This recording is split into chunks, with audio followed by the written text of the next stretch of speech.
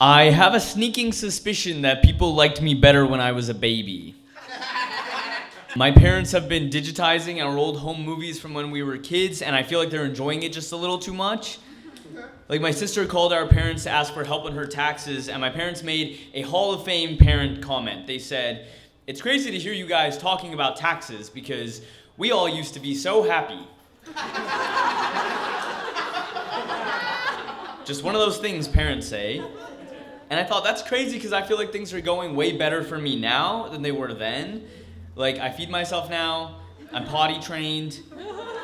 My only complaint might be that these days I spend way less time with my face in a woman's bosom. But even that is okay because when I do, it is no longer my mother's. One reason I think people liked me better as a baby is that when I was a child, there was two of me. I'm a twin. I know adult twins are scary to some people, but the other me is a girl. I have a twin sister, which is far less scary. Anybody seen Sinners? Identical twins are way more scary than fraternal twins. That's a fact based in science. I can prove it. Imagine that you're walking home alone at night and me and someone who looks exactly like me come charging directly at you. That's scary, right? Now imagine the same thing, except it's me and a girl who's like 5'3". You wouldn't run, you'd just like step to the side at the Silver Lake Reservoir. I'm sorry that my sister and I are doing this to you in this hypothetical. We were hypothetically raised better than that. They say when you're a twin, as a child, you're constantly treated as a spectacle. Like, being a twin is really fun for other people. Obviously, to be born at all is miraculous, but twins represent 3% of all live births, so people treat it with a little... so people treat it with a little bit of extra novelty. As children, twins are constantly celebrated, praised just for being around, even if they did absolutely nothing to make it happen, which was my experience, at least. As twins, you have clout just from being alive, whereas your parents field constant interrogation about how they're handling raising twins, how they're going to pay for college, how they're taking care of themselves, if they even are trying to at all. My parents did it in the 2000s, so I don't know if self-care was in yet. There's a long history of twins being a part of sideshow attractions. And even if that doesn't happen as much literally in the modern era, I think the twins have lived on that way in the collective imagination. Like the archetypical circus performer, most twins can relate to the experience of being put on display to receive the oohs and ahs of a spectating audience and yet receiving no profits at all from it. People oftentimes ask me what it's like being a twin, and I can't stand that question, which is probably why I'm answering it now, totally unprompted. But I typically hate it because you're being asked to describe your most given circumstance. Like, I think about the fact that I was born a twin in the exact same way as I do the fact that I was born in Ypsilanti, Michigan, which is that on some level I think it's weird if you weren't. The Midwest is where it's normal to be from. And despite the medical statistics, shout out RFK Jr. Just kidding about that. Despite the medical statistics, I think being a twin is the most normal way you could possibly have a sibling. Because to me, having an older or younger sibling is what's crazy. Like, you're telling me there was a kid who lived in your house who was from a different grade? That's crazy. Younger siblings talk about older siblings like they lived under occupation. And older siblings talk about younger siblings like they had pet humans. Having a sibling who is the same age as every other kid you know makes the most sense. As a child twin, life was great. We started elementary school as celebrities. Teachers growing up would get so excited to have twins in class. Before first grade, the principal told our parents that, for the first year, they'll be in the same class so they can transition to school together, and then after that, they'll be in different classes so they can develop individual personalities. Which is just to say that we were getting FaceTime with the principal, the CEO of elementary school.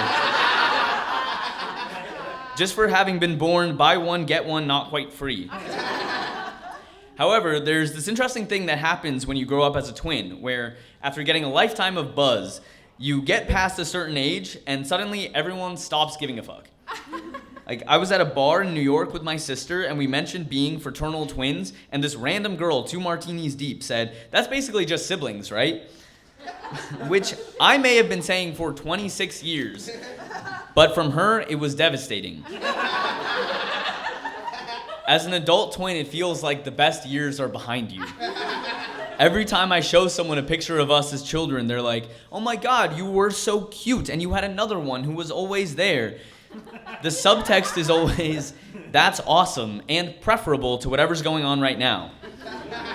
Where you're not only just somebody, but also just half. And honestly, I get it. When my parents send little clips of the old videos they're watching, I think those kids look like they're having a great time.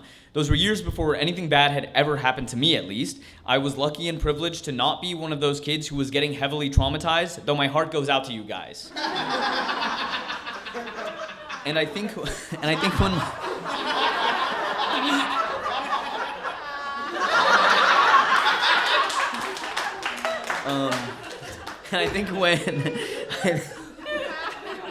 I think when my parents or other people see our old pictures or videos, they get a sense of that.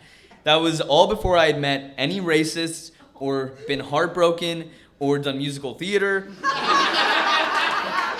or had all those things happening at once, which was high school. Now I'm grown up and filled with nostalgia.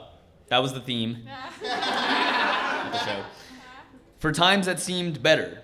Nowadays I get nostalgic for times that were actually a part of my past, and even for some times that I wasn't a part of at all. Like, I read any article about the state of the world and feel indignant about how the present betrays some kind of totally imagined, fantastical version of the past. Like, in my concept of the past, you could buy a house if you had a job, and in that house, every kid has a band, and then at night you could go see like a cool, cheap movie with actors you didn't recognize at the theater. And I'm Gen Z, so I don't know for sure that stuff ever actually happened. But I love to imagine a time where people were perhaps excited about the future instead of constantly thinking, as I am, about like the worsening housing crisis and increasing economic divide and recurring natural disasters and genocidal governments and the predatory music industry and monopolized film industry and homicidal healthcare system and corrupt financial system and the tech industry forcing each coming generation to further evolve into beings that seem to be less and less human at all. I'm nostalgic for any year before I could think of that sentence. But then I'll like watch an episode of The Sopranos where they eat Indian food and then say things so racist about Indian people that I thought for a second they were written by Indian people. And I realized that this is still somehow the best time to be part of American society. Earlier this year, I went to a wedding of a friend from home who I grew up with. She's also a twin, and so at her wedding, her family recounted all these memories that were really similar to the tapes that my parents were looking over right now.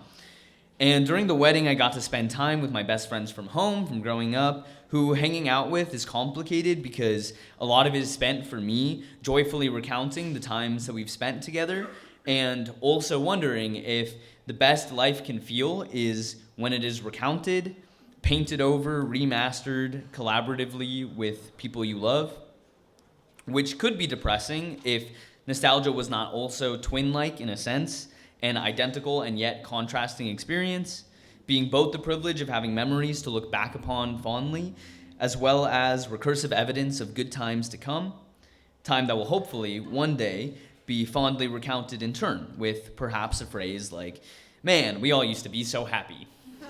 Thank you.